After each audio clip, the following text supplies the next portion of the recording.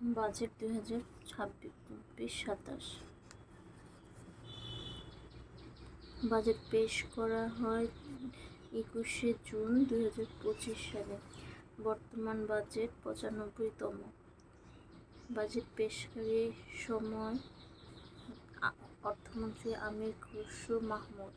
11ই June budget পেশ করা হয় অর্থমন্ত্রী আমির খসরু মাহমুদ বাজেট পেশ করেন। বাজেটের আকার 9,38,000 কোটি টাকা। 9,38,000 কোটি টাকা। 9,38,000 কোটি টাকা। রাজস্ব আয়ের লক্ষ্যমাত্রা 6,95,000 কোটি টাকা। রাজস্ব আয়ের লক্ষ্যমাত্রা হচ্ছে 6,95,000 কোটি। বাজেট হচ্ছে 9,38,000 কোটি। বাজেটের ঘাটতি রয়েছে 2,48,000 কোটি টাকা। 2,48,000 কোটি টাকা। বার্ষিক উন্নয়ন কর্মসূচিতে বরাদ্দ উন্নয়ন কর্মসূচি বরাদ্দ 3,000 কোটি 3 লাখ কোটি টাকা। 3 লাখ কোটি টাকা। বাজেট 2,38,000 কোটি টাকা। রাজস্ব আয়ের লক্ষ্যমাত্রা 6,95,000, মানে 7-এর চেয়ে একটু কম, 5 কম। 6,95,000। 2,43,000 ঘাটতি। 2,43,000 ঘাটতি।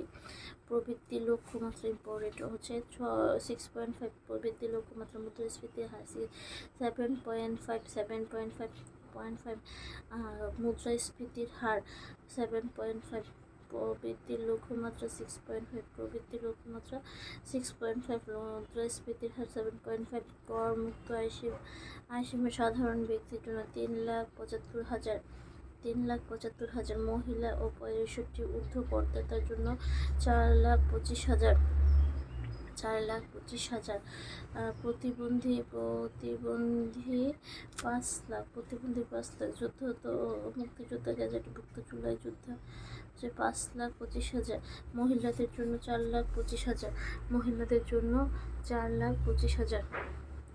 4,25,000। 4,25,000। আমার জন্য হচ্ছে 4,25,000।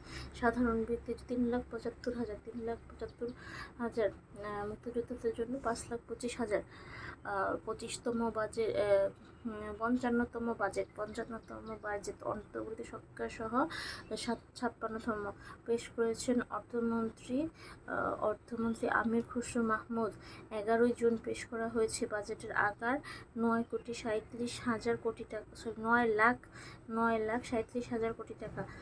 9,95,000 আয়ের লক্ষ্যমাত্রা ঘাটতি 2,43,000 কোটি টাকা। আর উন্নয়ন খাতে হচ্ছে 3 লাখ কোটি টাকা। প্রবৃদ্ধির লক্ষ্যমাত্রা 6.5। মুদ্রাস্ফীতির হার 7.5। মুদ্রাস্ফীতির হার 7.5। নারীদের হচ্ছে